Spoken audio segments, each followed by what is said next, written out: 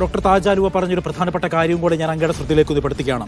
ഒരു ഇല്ലാത്ത രാഷ്ട്രം ഗസയെ സംബന്ധിച്ചിടത്തോളം പൂർണ്ണമായും നാമാവിശേഷമായി കഴിഞ്ഞു. അത്രത്തോളം യുദ്ധം ആ രാജ്യത്തെ നശിപ്പിച്ചു കഴിഞ്ഞു. അപ്പോൾ അത്രയേറെ സങ്കടം കൊണ്ട് വിലാപം കൊണ്ട് കേഴുകയാണ് ഗസയിലുള്ള ഓരോ ആളുകളും. ഇപ്പോൾ നമ്മൾ സംസാരിക്കുന്ന ഘട്ടത്തിൽ പോലും 46 പേരാണ് ഗസയിൽ കൊല്ലപ്പെട്ടത് ഇസ്രായേലിന്റെ ക്രൂര പ്രവൃത്തിയിലൂടെ. ഈ നെതന്യാഹു പൂർണ്ണമായും UN സഭയിൽ പ്രസംഗിക്കുമ്പോൾ ലോകരാജ്യങ്ങൾക്ക് മുന്നിൽ നാണം കെട്ട് ഒറ്റപ്പെട്ട് നിൽക്കുകയല്ലേ ഇന്നത്തെ ഈ ദിവസം? അജി കുഞ്ഞുമോൻ, ഇന്നത്തെ ഒരു ദിവസമല്ല, ലോകം കഴിഞ്ഞ ദിവസങ്ങളും മാസങ്ങളുമായി കാണുന്ന ഒരു കാഴ്ച തന്നെയാണ്. കുഞ്ഞുങ്ങളുൾപ്പെടെയുള്ള സ്ത്രീകളെയും കുട്ടികളെയും ഉൾപ്പെടെ അവർക്ക് വേണ്ട ഭക്ഷണവും മരുന്നും ചികിത്സാ സൗകര്യങ്ങളും ഒന്നും ഒരുക്കാതെ ഒരു ജനതയെ വംശഹത്യക്ക് വിധേയമാക്കുമ്പോൾ തന്നെ ഇസ്രായേൽ ലോകത്തിനു മുമ്പിൽ ഈ ഒരു അവസ്ഥയിൽ തന്നെയാണ്. ഇന്നത്തെ ഒരു ദിവസം അതിന് പ്രധാനമന്ത്രി ആ ഒരു അവഹേളനം നേരിട്ട് അനുഭവിക്കേണ്ടി വന്നു എന്ന് മാത്രമാണുള്ളത്. ഈ നേരത്തെ സൂചിപ്പിച്ചതുപോലെ തന്നെ ഈ ഇന്നത്തെ ഒരു ദിവസം മാത്രം 40-ലേറെ പേരാണ് ഗസയിൽ മരിച്ചു വീണത്, ഇസ്രായേൽ സൈന്യത്തിൻ്റെ ആക്രമണത്തിൽ കൊല്ലപ്പെട്ടത്. അതേസമയം ഇന്നത്തെ നെതന്യാഹുവിൻ്റെ പ്രസംഗത്തിലും ഈ വംശഹത്യ ഉടൻ അവസാനിപ്പിക്കില്ല എന്നുള്ളൊരു സൂചന തന്നെയാണ് അദ്ദേഹം തൻ്റെ പ്രസംഗത്തിൻ്റെ അവസാന ഭാഗത്തും ചില വെല്ലുവിളികൾ നടത്തിക്കൊണ്ട് പറയുന്നത്. ഇസ്രായേൽ രാഷ്ട്രത്തിന് നേരെ ഉണ്ടായ ആക്രമണത്തിന് ഞങ്ങൾ ഇതുവരെ മറുപടി നൽകി, അത് ഒരു വിജയത്തിലേക്ക് തന്നെ പോകുമെന്നുള്ള രീതിയിലുള്ള സംസാരമാണ് അദ്ദേഹം നടത്തിയത്. ഗസയിൽ ഈ ആക്രമണം, യുദ്ധവും അതുപോലെ തന്നെ വംശഹത്യയും അവസാനിപ്പിക്കുന്നില്ല എന്നൊരു സൂചന ലോകരാജ്യങ്ങളുടെയൊക്കെ പ്രതിഷേധം തുടരുന്നതിനിടയിലും തങ്ങളുടെ പ്രവർത്തികളുമായി മുന്നോട്ട് പോകും എന്ന് തന്നെയാണ് നെതന്യാഹു പറയുന്നത്.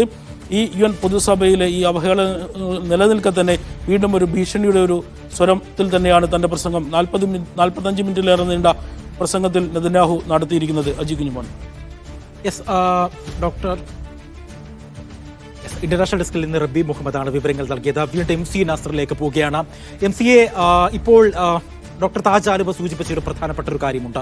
ക്രിയാത്മകമായ ഒരു ഇടപെടൽ അത് ഇനിയും ആവശ്യമാണ് ഗസയെ സംബന്ധിച്ചിടത്തോളം.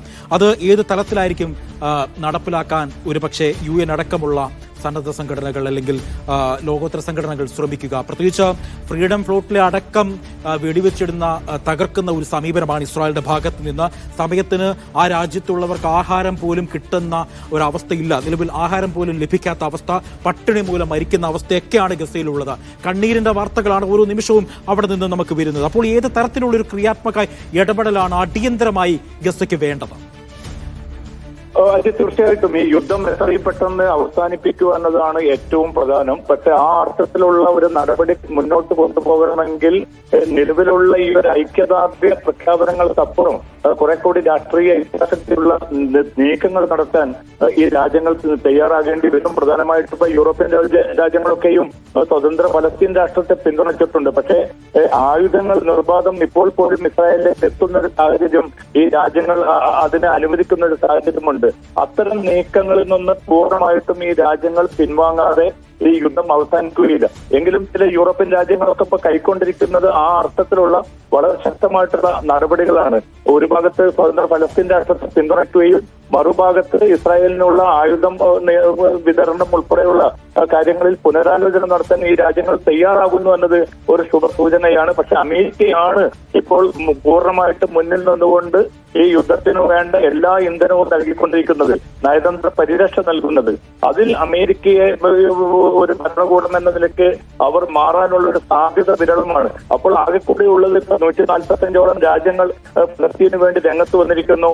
രക്ഷാസമിതിയിലെ 14 രാജ്യങ്ങളും അമേരിക്ക ഒഴികെ ഇപ്പോൾ കൃത്യമായി തന്നെ ഈ ഫലസ്തീൻ കോസിനോട് ഐക്യദാർഢ്യം പ്രകടിപ്പിച്ചിരിക്കുന്നു. ഇനി അതിന് കുറെ കൂടി ശക്തമായിട്ട് മുന്നോട്ട് കൊണ്ടുപോകാൻ UN പോലുള്ള ഒരു വേദിക്കാണ് സാധിക്കുക. പക്ഷെ അത് എത്ര കണ്ട് അവർക്ക് അത് ഏറ്റെടുക്കാൻ സാധിക്കും? അന്താരാഷ്ട്ര ക്രിമിനൽ കോടതിക്ക് മുമ്പാകെയുള്ള ഒരു യുദ്ധക്കുറ്റവാളി എന്ന നിലയ്ക്കുള്ള നെതന്യാഹുവിനെ ആ ശിക്ഷാ നടപടികളുമായി മുന്നോട്ട് പോകാനുള്ള രാഷ്ട്രീയമായിട്ടുള്ള ഇച്ഛാശക്തിയാണ് ഇതിൽ വേണ്ടത്. അത് സൂചിപ്പിച്ചതുപോലെ തന്നെ രാഷ്ട്രീയമായ ഒരു ഇച്ഛാശക്തിയാണ് ഇക്കാര്യത്തിൽ ഇനി അടിയന്തരമായി വേണ്ടത്. ഈ വാർത്തകളിലേക്ക്